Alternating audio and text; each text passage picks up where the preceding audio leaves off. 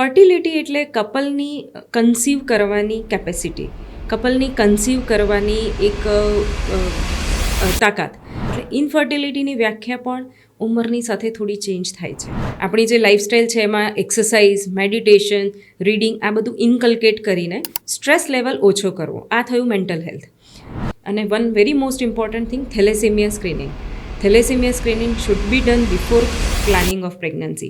જો બંનેમાંથી એકને માઇનર છે તો વાંધો નથી, પણ જો બંને માઇનર હોય તો બાળકમાં મેજર આવવાની શક્યતાઓ હોય છે. એટલે આ પણ એક ઇમ્પોર્ટન્ટ ટેસ્ટ છે પ્રેગ્નન્સી પ્લાન કરતાં પહેલાં. આઈયુઆઈ, આઈવીએફ અને એક્સી આ ત્રણેય આસિસ્ટેડ રિપ્રોડક્શન ટેકનિક્સ છે. એના મધરના પેટમાં જ એ ઉછરવાનું છે 9 મહિના.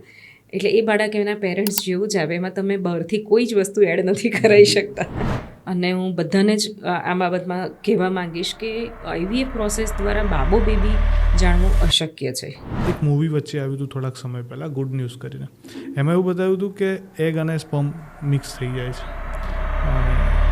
તો આવું રિયલ લાઈફમાં થાય છે ખરું? એક તો ટ્રોમાની વાત કરીએ તો જ્યારે આઈવીએફ સાયકલ કરીએ છીએ ત્યારે ફર્સ્ટ સાયકલમાં રિઝલ્ટ્સ મળવાના ચાન્સીસ 65 મેક્સ 70% હોય છે. અત્યાર સુધીમાં આપણે ડૉક્ટર સિરીઝમાં ઘણા બધા પોડકાસ્ટ કર્યા છે, અલગ અલગ ડૉક્ટરો સાથે આપણે ઘણી વાત કરી છે, પણ એ બધામાં એક કોમન કોમેન્ટ જે લોકોની આવી છે એ એવી છે કે અત્યાર સુધી તમે આઈવીએફ ટેકનોલોજી સમજાવતા હોય એવા કોઈ ડૉક્ટરને નથી બોલાયા, તમે કોઈ ગાયનેકોલોજિસ્ટને બોલાવો. તારે તમારી ડિમાન્ડ ઉપર આજે આપણે ચર્ચા કરવાના છીએ મધરહુડ હોસ્પિટલના સિનિયર ગાયનેકોલોજિસ્ટ ડૉક્ટર પ્રેરણા શાહ સાથે.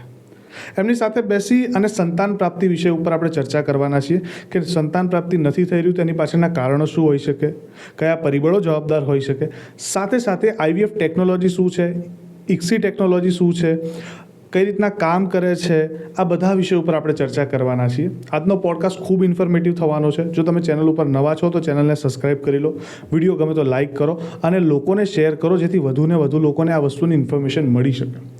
તો ચાલો શરૂઆત કરીએ.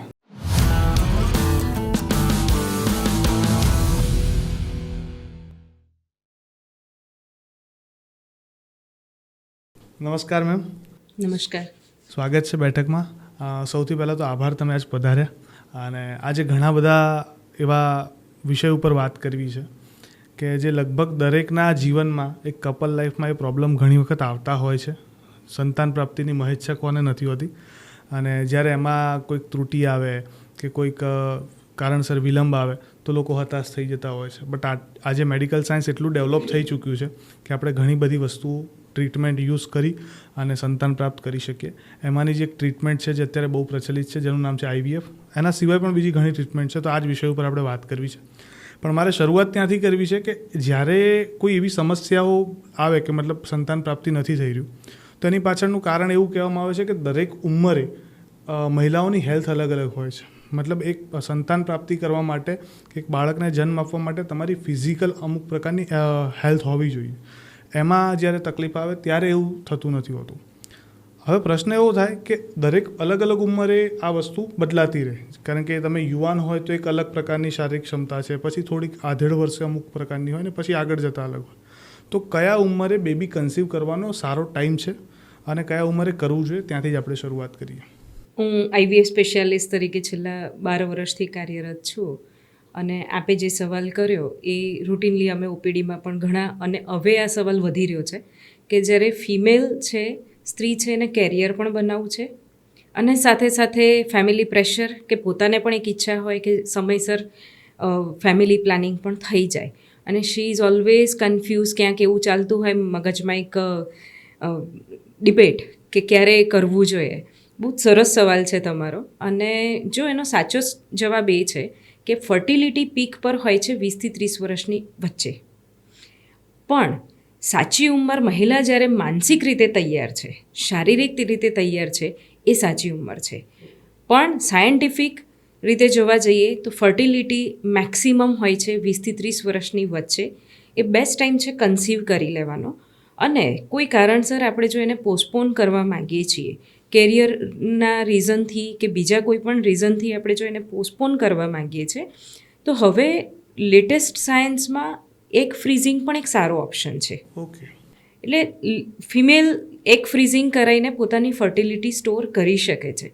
અને જ્યારે એ આ વસ્તુ માટે પ્રિપેર્ડ છે ત્યારે એ આઈવીએફ દ્વારા પ્રેગ્નન્સી પ્લાન કરી શકે છે. અચ્છા મેમ, પણ આ એક ફ્રીઝિંગનો ચાર્જિસ બહુ હાઈ આવતા હશે? હા, એ એક IVF પ્રોસેસ છે, એટલે એ લેબમાં થતી આસિસ્ટેડ રિપ્રોડક્શન ટેકનિક કહેવાય. એટલે એના ચાર્જિસ ઓલમોસ્ટ IVF જેવા હોય. એટલે તમે ચાર્જ જો ગણો તો it may go up to 2 lakh 3 lakh, right? પણ જેને ખરેખર અત્યારે માનસિક રીતે તૈયાર નથી એના માટેનો ઓપ્શન છે. પણ એવું નથી કે હા 2-3 વર્ષ પછી કરવું છે તો એક ફ્રીઝિંગ કરે. I am not talking about that. જે 20-30ની વચ્ચે તૈયાર નથી અને એવું વિચારે છે કે અમે 30 લેટમાં પ્લાનિંગ કરીશું, એના માટે એક ફ્રીઝિંગ છે.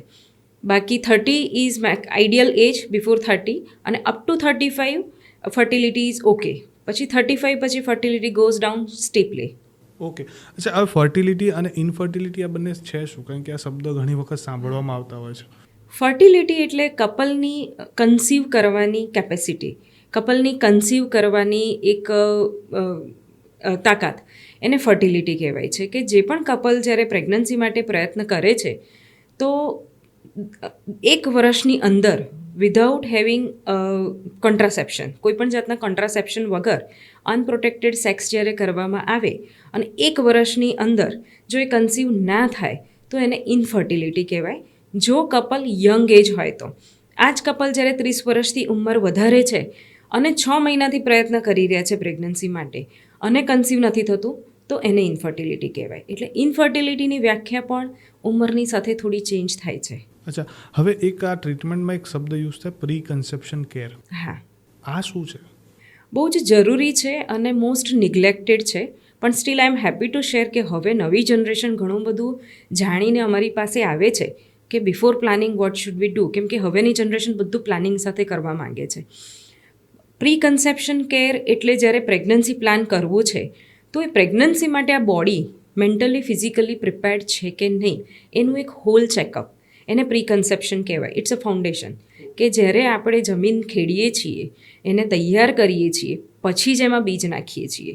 એમને એમ આપણે બીજ નથી નાખતા. એમ બોડીને પણ જ્યારે તૈયાર કરવાની છે એમાં બધું જ આવી જાય. પ્રી કન્સેપ્શન કેર એટલે કે સ્ટાર્ટિંગ ફ્રોમ લાઈફસ્ટાઈલ, કે આપણી જે પણ લાઈફસ્ટાઈલ છે એને આપણે એલિવેટ કરવી જોઈએ. જેમ કે ખોરાક છે તો બહારનો ખોરાક અવોઇડ કરીએ, સ્મોકિંગ, આલ્કોહોલ, ડ્રગ્સ છે તો એ અવોઇડ કરીએ. કોઈ પણ ડ્રગ્સ લઈએ છે તો એ ડૉક્ટર, જો કોઈ મેડિસિન લઈએ છે ડૉક્ટર થ્રુ, તો એ કન્સલ્ટ કરીને એમાં કંઈ ચેન્જીસ કરવા જેવા લાગે તો એ ચેન્જીસ કરીએ.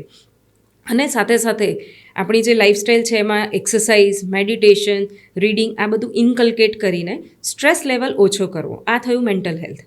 The second thing is physical health. Physical હેલ્થમાં આવે ચેકઅપ.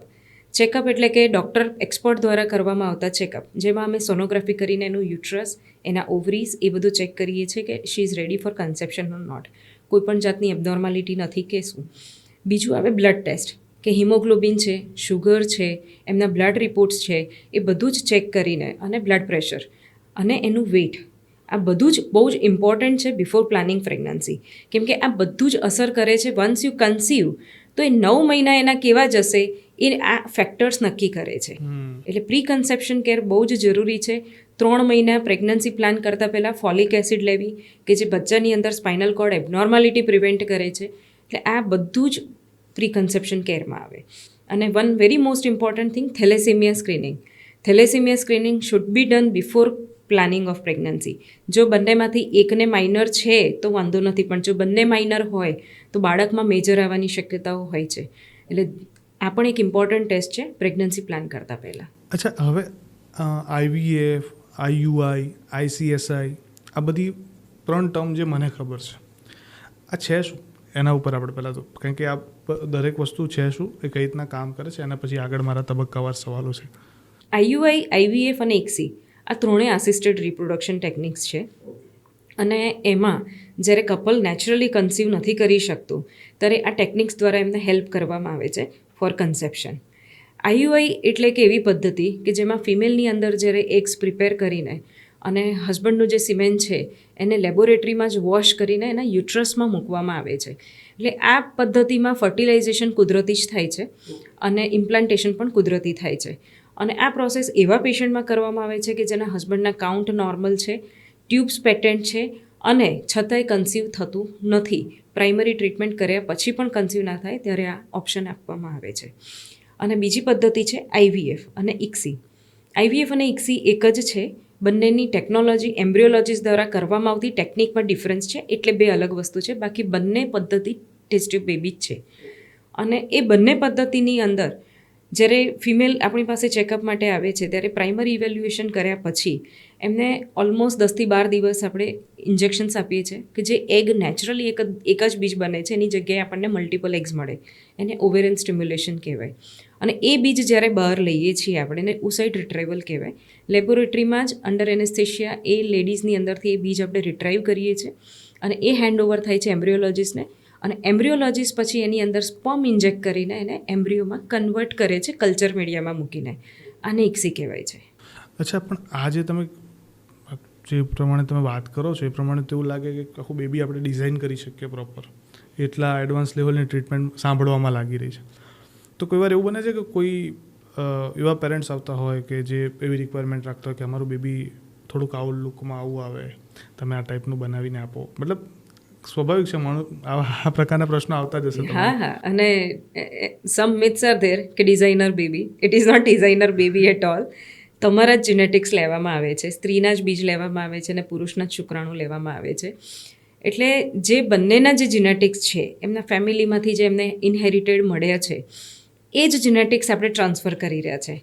આપણે જસ્ટ આસિસ્ટ કરી રહ્યા છે કે જે એમ્બ્રિયો બોડીની અંદર નથી બની રહ્યો નેચરલી, મે બી કદાચ એને એન્વાયરમેન્ટ નથી મળી રહ્યું કે કોઈ બીજા રીઝનથી ટ્યુબ્સ બ્લોક છે, તો એ જ વસ્તુ આપણે કરી રહ્યા છીએ લેબમાં. પણ આપણે બહારથી કશું જ એવું એડ નથી કરી રહ્યા. આપણે કુદરતી જે બોડીનું એન્વાયરમેન્ટ છે એ કલ્ચર મીડિયાની અંદર અને એવા ગેસીસ પ્રોવાઈડ કરી રહ્યા છે કે એમ્બ્રિયો ગ્રો કરે. એટલે આપણે બહારથી એવું કોઈ જેનેટિક્સ એડ નથી કરી રહ્યા કે એ બેબી ડિઝાઇનર બેબી મળે કે ટોલ હોય, ડાર્ક હોય અને ગોરું હોય, આવા વાળ હોય. ના, આપણે એવું કંઈ જ પ્લાન ના કરી શકીએ. એ કમ્પ્લીટલી મિથ છે કે IVFમાં બાળક અલગ જ દેખાય કે ડિઝાઇનર હોય કે એના પેરેન્ટ્સ જેવું ના લાગે. એ એના પેરેન્ટ્સના જ જીનેટિક્સ લઈને આવે છે અને એના મધરના પેટમાં જ એ ઉછરવાનું છે 9 મહિના. એટલે એ બાળક એના પેરેન્ટ્સ જેવું જ આવે. એમાં તમે બહારથી કોઈ જ વસ્તુ એડ નથી કરાવી શકતા. ઓકે, અચ્છા, હવે એક પ્રશ્ન એવો પણ થાય કે ઘણી વખત માતા પિતામાં અમુક પ્રકારની બીમારીઓ હોય, તો જરૂરી છે કે IVF ટ્રીટમેન્ટ દ્વારા બીમારીઓ, આનુવંશિક જે બીમારીઓ આવવાની છે, જે વંશ પરંપરાગત જે ચાલતી આવે છે, એ આપણે દૂર કરી શકીએ આ ટ્રીટમેન્ટ દ્વારા? બહુ જ સરસ સવાલ છે અને આ લેટેસ્ટ ટેકનોલોજી છે. એને સાયન્ટિફિક લેંગ્વેજમાં PGTA અને PGTM કહેવામાં આવે છે. હવે પેરેન્ટ્સની અંદર કોઈ પણ એવી જીનેટિક, આપણે થેલેસેમિયાની વાત કરી તો સપોઝ ચલો થેલેસેમિયા જ છે, તો બંને પેરેન્ટ્સ જ્યારે માઇનર હોય તો બિફોર પ્લાનિંગ પ્રેગ્નન્સી ડૉક્ટર્સ પાસે કન્સલ્ટેશન જ્યારે પેશન્ટ કરે છે અને they are diagnosed as a thalassaemia minor both the parents, તો એમાંથી ટેસ્ટ ટ્યુબ બેબીની એડવાઇસ આપીને એમના જે એમ્બ્રિયોઝ બને છે એની બાયોપ્સી લઈને એને જેનેટિક સ્ટડીમાં મોકલી શકાય. એને PGTM કહેવાય કે પર્ટિક્યુલર જે જેનેટિક પ્રોબ્લેમ છે એ 100% ટ્રાન્સફર નથી થતો. એટલે સપોઝ આપણે 5 એમ્બ્રિયો બનાવ્યા છે કે 4 એમ્બ્રિયો બન્યા છે, તો એમાંથી કયા એમ્બ્રિયોની અંદર આ જેનેટિક ડિફેક્ટ નથી, તો એ એમ્બ્રિયો મધરની અંદર ટ્રાન્સફર કરવામાં આવે છે, જેથી કરીને પેરેન્ટ્સને જેનેટિક જે ઇશ્યુ છે એ બાળકને નહીં આવે. અને આ બહુ જે સરસ ઇટ ઇઝ બ્લેસિંગ્સ કે હવે આ ટેકનોલોજી છે. પહેલાં એવું હતું કે પ્રેગ્નન્સી રહ્યા પછી 3જા મહિને 5મા મહિને ડાયગ્નોઝ થતું હતું અને લેડીને અબોર્શન કરાવવું પડે જો એ બાળક કોઈ એબનોર્માલિટી સાથે જન્મવાનું હોય અને એવા બાળક સાથે આપણે મેન્ટલી પ્રિપેર્ડ ના હોઈએ તો એનું અબોર્શનનું ઓપ્શન એ લોકો ઓપ્ટ કરતા હતા. એની જગ્યાએ બિફોર કન્સેપ્શન ઇટસેલ્ફ તમે એવી પ્રેગ્નન્સી કન્સીવ કરી શકો છો કે જે એ જેનેટિક ખામીથી દૂર છે. ઓકે, અચ્છા, પણ હવે એક બીજો મને પ્રશ્ન એ થયો કે આ ટ્રીટમેન્ટની કોઈને જરૂર છે એની ખબર ક્યારે પડે? મતલબ કેવા શું સિમ્ટમ્સ છે કે કઈ પ્રકારની સમસ્યા જ્યારે કહેવામાં આવે ત્યારે ખબર પડે કે હવે IVFમાં જવું જોઈએ કે IUIમાં જવું જોઈએ કે ICSIમાં જવું જોઈએ? જનરલી જ્યારે કોઈ પણ કપલ ટ્રાય કરે છે તો સર્ટન ટેસ્ટ આપણે કરાવીએ છીએ, જેમ કે સિમેન પેરામીટર્સ છે, લેડીના ફર્ટિલિટી હોર્મોન્સ ટેસ્ટ થાય છે અને એ બધું જ જોઈને ડૉક્ટર ડિસાઇડ કરે છે કે આ પેશન્ટને IUIની જરૂર છે કે IVFની જરૂર છે. સપોઝ બધા જ રિપોર્ટ્સ નોર્મલ હોય તો એ કપલ્સ શરૂઆતમાં પ્રાઇમરી ટ્રીટમેન્ટ કરે છે અને એમાં જો કન્સીવ નથી થતા તો IUI કે IVFનો ઓપ્શન આપવામાં આવે છે. પણ જો ઓલરેડી સિમેન કાઉન્ટ લો છે કે જે IUIમાં પણ પોસિબલ નથી, એટલો બધો લો સિમેન કાઉન્ટ છે અથવા તો સિમેન કાઉન્ટ 0 છે, તો એવા કેસમાં આપણે ટેસ્ટિસમાંથી ડાયરેક્ટ સ્પોર્મ રિટ્રાઈવ કરીને આઈવીએફ દ્વારા એમને એમના જ જીનેટિક્સથી બેબી આપી શકીએ છીએ. ફિમેલની એજ વધારે છે, 35થી વધારે છે, ઘણા વર્ષોથી પ્રયત્ન કરે છે, ટ્યુબ્સ બ્લોક છે અને એમના પણ ઓવેરિયન રિઝર્વ લો હોય, તો આ બધા ઇન્ડિકેશન્સ છે કે without wasting time in primary treatment go directly for the IVF. અચ્છા, હવે તમે એવું કીધું કે આ બધા કેસીસમાં આપણે આઈવીએફ યુઝ કરી શકીએ. પ્રશ્ન એવો પણ થાય કે આઈવીએફમાં એવું ડિસાઇડ થઈ શકે કે છોકરો જ જન્મે કે છોકરી જ જન્મે, કારણ કે આ રીતની બી રિક્વાયરમેન્ટ પેરેન્ટ્સની કદાચ આવતી હશે. હોય છે અને ઘણું મિથ છે આ બાબતમાં, અને હું બધાને જ આ બાબતમાં કહેવા માંગીશ કે આઈવીએફ પ્રોસેસ દ્વારા બાબો બેબી જાણવું અશક્ય છે અને ઇન્ડિયન લોઝ આપણા વેરી સ્ટ્રિક્ટ છે. એટલે જ્યારે એમ્બ્રિયો બને છે તો એમ્બ્રિયો જોઈને ક્યારેય ખબર નથી પડતી કે એની અંદર જીનેટિક્સ કયું છે, XX છે કે XY છે. આઈવીએફની અંદર જ્યારે 2 એમ્બ્રિયો ટ્રાન્સફર કરવામાં આવે છે તો ટ્વિન્સના ચાન્સીસ હોય છે. એટલે એમાં ચાન્સીસ વધી શકે કે તમને બંને જેન્ડર મળે, પણ એવું નથી કે આપણે પર્ટિક્યુલર સેક્સ સિલેક્શન કરીને ટ્રાન્સફર કરી શકીએ, કેમ કે એ આપણે એમ્બ્રિયો જોઈને ક્યારેય ડિસાઇડ નથી કરી શકતા કે આ ગર્ભ કઈ જેન્ડરનો છે. એટલે કમ્પ્લીટલી મિથ છે કે એમાં બાબો જ આવે. એટલે તમે જ્યારે પણ એક બાળક તમને છે અને તમે આઈવીએફ પ્રોસેસમાં જાઓ છો તો એ સ્વીકારીને ચાલજો કે 50% બાબો આવી શકે, 50% બેબી આવી શકે. સરખા જ ચાન્સ આપણે જે પ્રયત્ન કરી રહ્યા છે, નેચરલી કન્સીવ નથી થતું, એને હેલ્પ કરવાનો ટ્રાય કરી રહ્યા છે. આપણે કોઈ જેન્ડર સિલેક્શનમાં હેલ્પ નથી કરી રહ્યા. અચ્છા, હવે એક બીજી વસ્તુ મારા મનમાં આવી કે ટ્રાન્સજેન્ડર બેબી આવવાના ચાન્સીસ વધારે, આવું એક મિથ હોય છે, લોકોને ભય હોય છે કે ટ્રાન્સજેન્ડર બેબી આવી શકે. તો આ મિથ છે કે ખરેખરમાં આવું શક્ય છે? ટ્રાન્સજેન્ડર નેચરલ પ્રેગ્નન્સીમાં આવવાના જેટલા ચાન્સીસ હોય એટલા જ ચાન્સીસ આઈવીએફ દ્વારા હોય. પણ આઈવીએફમાં એવું હોય છે કે જુડવા કે ટ્રિપલિંગ બેબી વધારે જોવા મળતા હોય છે. એની પાછળના કારણો શું હોય છે અને એના લીધે કદાચ ટ્રાન્સજેન્ડર બેબી આવી શકે? ના, એના લીધે ટ્રાન્સજેન્ડર આવી શકે એવું નથી, કેમ કે એનું કારણ સમજો. કેમ કે આઈવીએફમાં આપણે જ્યારે એમ્બ્રિયો ટ્રાન્સફર કરીએ છીએ અને જો આપણે એક કરતાં વધારે એમ્બ્રિયો ટ્રાન્સફર કરીએ, 2 ટ્રાન્સફર કર્યા હોય તો ડેફિનેટલી પેશન્ટને ટ્વિન્સ કન્સીવ થવાના ચાન્સીસ સિંગલ કરતાં થોડા વધારે હોય. જરૂરી નથી કે 2 ટ્રાન્સફર કરે છે તો બંને ઇમ્પ્લાન્ટ થઈ જ જાય છે, પણ મલ્ટિપલ પ્રેગ્નન્સીના ચાન્સીસ વધે છે. એટલે આઈવીએફમાં ટ્વિન્સ જ આવશે, ટ્રિપલેટ્સ જ આવશે કે સિંગલ જ આવશે એ ફિક્સ નથી હોતું. સિંગલ એમ્બ્રિયો ટ્રાન્સફર કરીએ છીએ તો સિંગલ પ્રેગ્નન્સી રહી શકે, ટ્વિન્સ ટ્રાન્સફર કરીએ છીએ તો 2 એમ્બ્રિયો ટ્રાન્સફર કરીએ છીએ તો ટ્વિન્સ પણ થઈ શકે અને સિંગલ પણ થઈ શકે. જરૂરી નથી કે બંને એમ્બ્રિયો ઇમ્પ્લાન્ટ થઈને ગ્રો કરે. અને નોર્મલી ડૉક્ટર પેશન્ટની રિક્વાયરમેન્ટ ઉપર એમ્બ્રિયો ટ્રાન્સફર કરતા હોય છે, મતલબ સિંગલ, ડબલ કે ટ્રિપલ, કે એમની એક? ના, આપણે સાયન્ટિફિક વેથી જ ટ્રાન્સફર કરીએ છીએ. જેનેટિક એનાલિસિસ કરીને, જે પીજીટીએ કરીને જે એમ્બ્રિયોઝ ટ્રાન્સફર કરીએ છીએ, સિંગલ જ કરીએ છીએ કેમ કે એના હાઈ ઇમ્પ્લાન્ટેશન રેટ્સ હોય છે એટલે. અને જ્યારે કપલે જેનેટિક એનાલિસિસ એટલે કે પીજીટીએ ઓપ્ટ નથી કરેલું અને એને ઇન્ડિકેટેડ નથી, તો એવા કેસીસમાં આપણે 2 પણ એમ્બ્રિયો ટ્રાન્સફર કરીએ છીએ અને ટ્વિન્સ રહેવાના ચાન્સીસ 20% જ હોય છે. બધાને ટ્વિન્સ રહે છે એવું નથી, પણ ultimately scientifically doctor can decide કે how many embryo should be transfer. Now we all are moving toward single embryo transfer, કેમ કે મલ્ટિપલ પ્રેગ્નન્સીના પોતાના કોમ્પ્લિકેશન્સ હોય છે.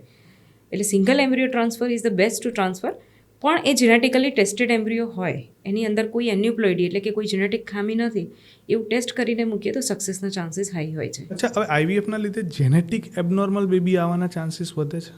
ના, આઈવીએફના લીધે નથી વધતા. ઉપરથી આઈવીએફ કરીએ છીએ ત્યારે આપણે કલ્ચરમાં જ્યારે 5 દિવસ સુધી ગર્ભ ગ્રો કરીએ છીએ તો જેનેટિકલી એબનોર્મલ જે એમ્બ્રિયોઝ છે એ કદાચ અરેસ્ટ જ થઈ જાય છે. એટલે એ તો સ્ક્રીન આઉટ ફિલ્ટર થઈ જાય છે. એટલે આપણે જે ટ્રાન્સફર કરીએ છીએ સારા હેલ્ધી એમ્બ્રિયોઝ ટ્રાન્સફર કરીએ છીએ, પણ જરૂરી નથી કે એની અંદર જેનેટિક એબનોર્માલિટી નેચરલમાં જેટલા ચાન્સીસ છે એટલા જ આમાં ચાન્સીસ છે. એટલે મતલબ કે નેચરલમાં જેટલી અબનોર્માલિટી આવશે એટલી જ આમાં પણ આવશે. હા, અને પ્રિવેન્ટ કરવા માટે મેં પહેલાં કહ્યું એમ કે હવે genetic studies are possible with the embryos. હવે એક વ્યક્તિને ફર્ટિલિટી સેન્ટર સિલેક્ટ કરવું છે, તે કઈ રીતના કરી શકે? એક આઈડિયલ વે શું હોઈ શકે?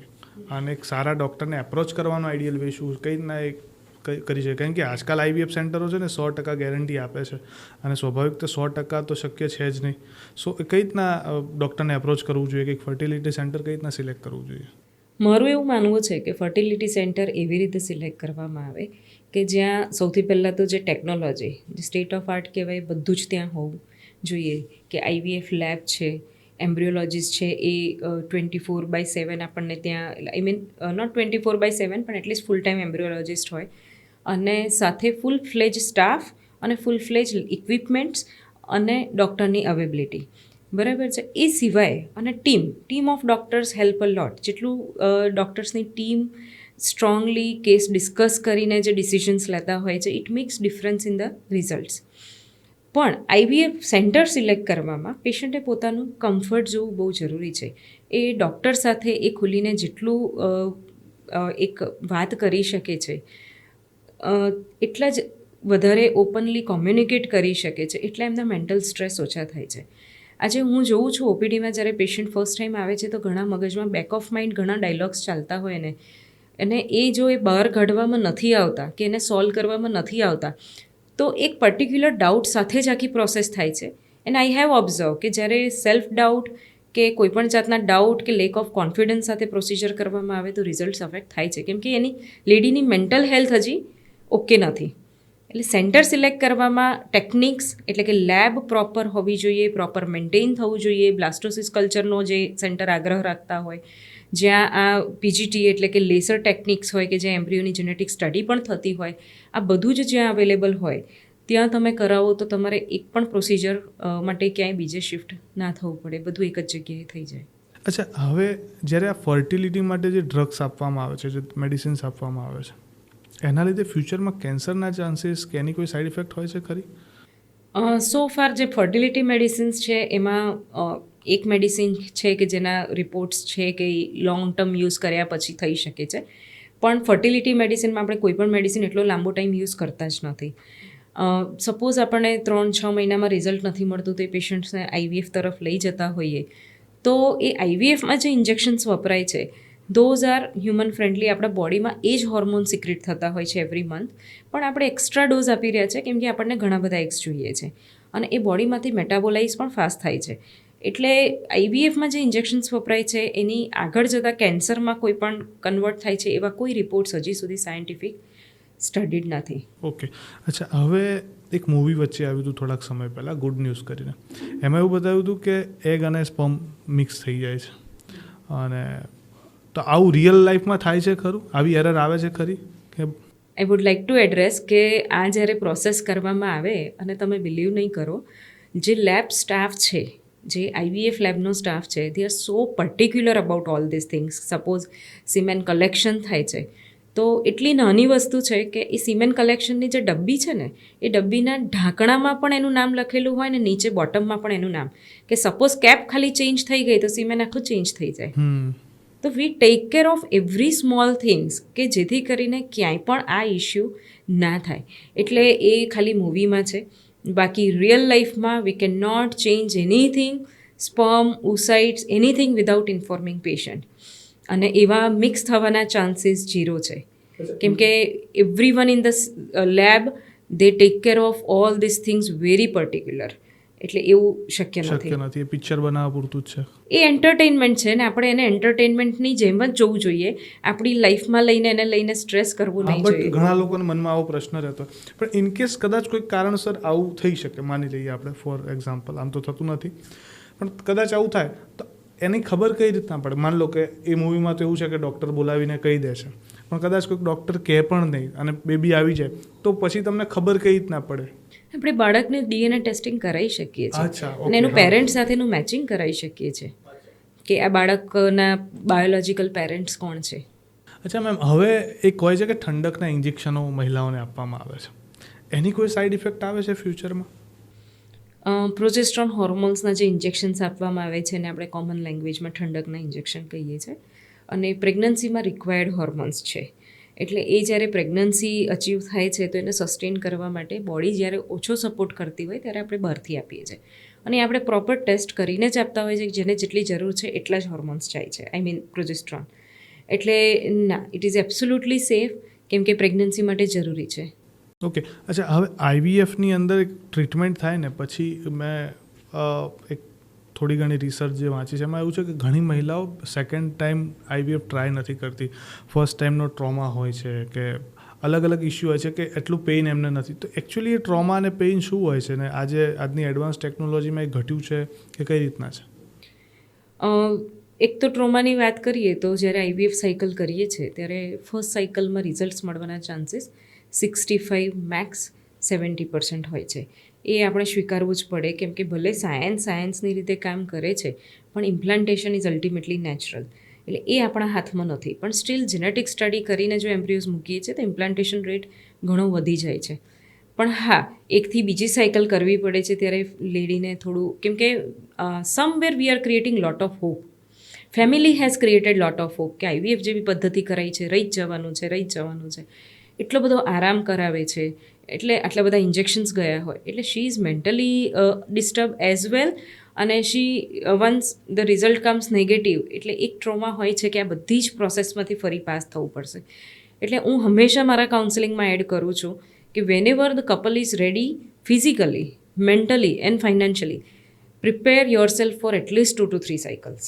ડોન્ટ ગો વિથ 1 cycle એમ ઇન ધ આઈવીએફ. કોઈ ડૉક્ટર નહીં ઈચ્છે કે તમને 2 થી 3 સાયકલ કરવી પડે. Our efforts we will give you result in the first cycle. પણ we have to accept the reality that is nothing like 100%. So જ્યારે પણ કોઈ પણ કપલ આઈવીએફ માટે ઓપ્ટ કરે છે તો punchline is mentally, physically, financially, 3 are very important factors. Prepare yourself for 3 cycles. Definitely you will get result in 3 cycles.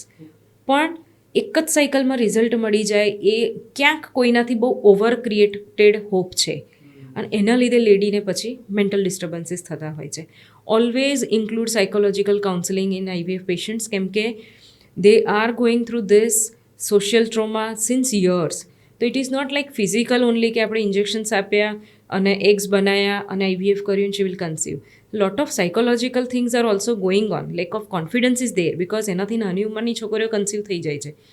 This are the dialogues going inside their mind કે આના પછી લગ્ન થયા છે અને પ્રેગ્નન્ટ થઈ ગઈ છે, હજી મારું. So there is lack of confidence. They are not able to face the society so easily. તો એ જે mentally they are going through, that should be address before going into IVF. It is not like કે couple આવ્યું અને સીધું IVF કર્યું. We have to approach it holistic. The whole approach should be there. અચ્છા, હવે મને એક પ્રશ્ન એવો થયો કે આઈવીએફની ટ્રીટમેન્ટ પાસે ખર્ચો કેટલો થાય છે?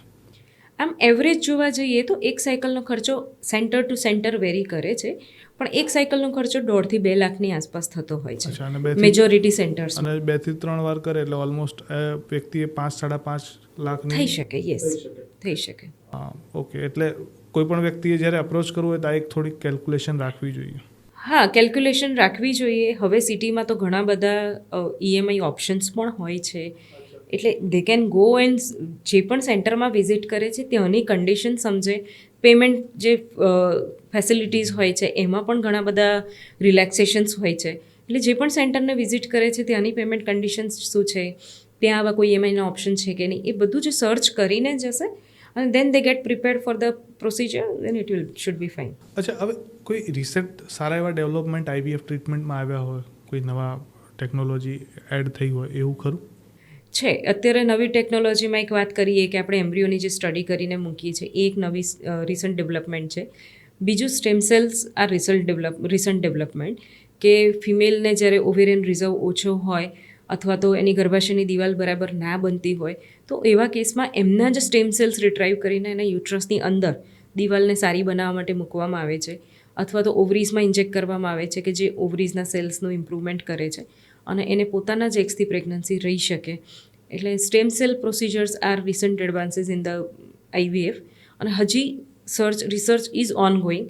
એના એવા કોઈ પબ્લિશ ડેટા હજી સુધી નથી. Everyone is just trying. It is trial base medicine. અચ્છા, હવે આઈવીએફની આ ટ્રીટમેન્ટમાં એઆઈનો કોઈ યુઝ થાય છે? હા, એઆઈનો યુઝ થાય છે. લાઈક એમ્બ્રિયોઝ જ્યારે ડેવલપ થતા હોય છે ત્યારે ટાઈમ લેપ્સ હોય છે કે જે એમ્બ્રિયોનું જે every day we can not every time constantly we can not watch embryos, એટલે એઆઈ ત્યાં પણ યુઝ થાય છે. એમ્બ્રિયો સિલેક્શનમાં પણ એઆઈ યુઝ થાય છે. ઇવન જે ઇન્જેક્શન્સના ડોઝેજ છે એ પેશન્ટના પ્રોફાઇલ જ્યારે આપણે એમાં એ પર્ટિક્યુલર એપ્લિકેશન્સ હોય છે કે એમાં એન્ટર કરીને આપણે એ પ્રમાણે એના ઇન્જેક્શન્સ ડોઝેજ સેટ કરી શકીએ છીએ. અચ્છા, હવે મેં હમણાં વચ્ચે એક રિસર્ચ હું વાંચતો તેના વિશે, તો એમાં મેં એવું સાંભળ્યું છે કે આઈવીએફની અંદર જે ફર્ટિલિટી માટે જે એમ્બ્રિયોઝ તૈયાર કરવામાં આવે છે એ થોડાક વધારે તૈયાર કરવામાં આવે છે, જેથી કરીને કદાચ એક IVFની સાયકલ ફેલ જાય તો બીજી વખતે તમારે ફરીથી આખી પ્રોસેસમાં નહીં જવું પડે અને એ એમ્બ્રિયો યુઝ કરીને ફરી ઇમ્પ્લાન્ટ કરવામાં આવશે. તો આ શક્ય છે? શક્ય છે. અને એના લીધે ખર્ચો ઘટે છે? ખર્ચો ઘટે છે, કેમ કે IVF process is actually 2-part process. One is making of એમ્બ્રિયોઝ and second is putting એમ્બ્રિયોઝ inside the body. તો જે મેકિંગ ઓફ એમ્બ્રિયોઝ છે that is the major cost part. That's why doctor tries to get maximum number of eggs and making maximum number of embryos. અને આપણી પાસે balance એમ્બ્રિયોઝ હોય તો definitely that major cost part is getting cut, અને જે transfer part છે એ જ પછી રિપીટેડ કરવામાં આવે છે, એટલે કોસ્ટ ઘણી ઘટી જાય છે. અને ઇન્જેક્શન્સ લેવાનો એ જે બધો ટ્રોમા છે એમાંથી પેશન્ટને વારે પસાર નથી થવું પડતું. આ એક પ્લસ પોઈન્ટ છે. અચ્છા, પણ જે તમે કીધું કે એમ્બ્રિયોને સ્ટોર કરવામાં, તો એને સ્ટોર કરવા માટે એક પર્ટિક્યુલર એટમોસ્ફિયરમાં કરવામાં આવતા હશે, એનો કોસ્ટ લાગતો હશે ને? પણ જનરલી એમ્બ્રિયો ફ્રીઝિંગનો cost lab to lab vary કરે, અને નંબર ઓફ એમ્બ્રિયોઝ પર ડિસાઇડ થતો હોય છે કેટલા એમ્બ્રિયોઝ આપણે ફ્રીઝ કરીએ છીએ એના પર, પણ we can freeze it for years. અચ્છા, હવે આપણી ભારતીય પરંપરામાં, એટલે આમ તો કેવું ભારતીય પરંપરા શબ્દ નહીં કહું, આપણા ભારતમાં એવું છે કે થોડીક માનસિકતા લોકોની એવું રહી છે કે બાળક નથી થતું એનો મતલબ એવો છે કે જવાબદાર માત્ર સ્ત્રી છે, પણ એકચ્યુઅલી જોવા જઈએ તો એવું નથી. અને આનું એજ્યુકેશન હજી લોકો સુધી પહોંચ્યું નથી જોઈએ એવું. Tier 1 સિટીમાં છે, 2, 3માં એટલું બધું નથી. આની પાછળ તમારું શું માનવું છે કે કેટલો ચાન્સીસ છે બાળક થવામાં સ્ત્રીનું અને પુરુષનું? સ્ત્રીના જોઈએ તો સ્ત્રીનું જે આખું રિપ્રોડક્ટિવ સિસ્ટમ છે, અંડાશય છે, ટ્યુબ્સ છે, યુટ્રસ છે, એ બધું જ હેલ્ધી હોવું જોઈએ કન્સીવ થવા માટે, અને પુરુષ છે એના શુક્રાણુ હેલ્ધી હોવા જોઈએ. પણ અલ્ટિમેટલી જે ગર્ભ બનવાની પ્રોસેસ છે બંનેના એગની ક્વોલિટી પર ડિપેન્ડ કરે છે. એટલે એવું કેવું બહુ જ પ્રોપર નથી કે ખાલી સ્ત્રીઓ જ એના માટે જવાબદાર હોય છે. હા, અમે જ્યારે પેશન્ટ એવેલ્યુએટ કરીએ છીએ ત્યારે અમે ડાયગ્નોસિસમાં મૂકતા હોય છે કે ફિમેલ ફેક્ટર છે કે મેલ ફેક્ટર છે, તો એના પ્રમાણે આગળની ટ્રીટમેન્ટ ડિસાઇડ થાય છે. પણ ખાલી ને ખાલી હંમેશા સ્ત્રી જ જવાબદાર હોય છે એવું નથી. એટલે સિમેન એનાલિસિસ બહુ જ બેઝિક રિપોર્ટ છે. જ્યારે પણ કપલ ટ્રાય કરે છે વર્ષ સુધી અને પ્રેગ્નન્સી નથી રહેતી તો ખાલી સ્ત્રીનું ઇવેલ્યુએશન ના થવું જોઈએ. જોડે જે હસબન્ડ છે, પુરુષ છે, એના વીર્યની પણ તપાસ થવી જોઈએ કે એ નોર્મલ છે કે નહીં, અને પછી જ ટ્રીટમેન્ટ સ્ટાર્ટ થવી જોઈએ. અને અમે જે છેલ્લા 12 વર્ષમાં ઓબ્ઝર્વ કર્યું છે કે અત્યાર સુધી એવું હતું કે મેલ ફેક્ટર ખાલી 20% કેસમાં જ જોવા મળતું હતું, એટલે આ મિથ છે કે 80% કેસીસમાં ફિમેલ ફેક્ટર જ હોતું હતું. હવે એ ફેક્ટર વધીને ઇક્વલ 50-50% છે, કેમ કે મેલ, હા, હવે અમે બહુ ફ્રિકવન્ટલી જોઈએ છીએ કે પુરુષના શુક્રાણુની ગતિશીલતા, પુરુષના શુક્રાણુની કાઉન્ટ, એ બધું જ ઘટે છે. એની મોર્ફોલોજી, એની એપિયરન્સ, એ બધું જ જે ઓવરઓલ એનું જે બંધારણ છે એ દિવસે બગડતું જાય છે. અને હા, અને એના પાછળ રીઝન 100% આપણી લાઈફસ્ટાઈલ, વ્યસન, સ્ટ્રેસ, પેસ્ટિસાઇડ્સ, પોલ્યુશન, આ બધું જ જવાબદાર હોઈ શકે. એટલે હવે મેલ પાર્ટનરને પણ ઇવેલ્યુએટ કરવું પહેલાં જ વિઝિટમાં એટલું જ જરૂરી છે જેટલું ફિમેલ પાર્ટનરને આપણે જોઈએ છે. અચ્છા, એટલે પહેલાં કરતાં અત્યારે પ્રમાણ પુરુષોમાં બંને ઇક્વલ લેવલ ઉપર આવી ગયા છે. અચ્છા, અને કદાચ કોઈક વ્યક્તિ છે તો એનું આઈડિયલ સ્પર્મ કાઉન્ટ કેટલું કહી શકાય?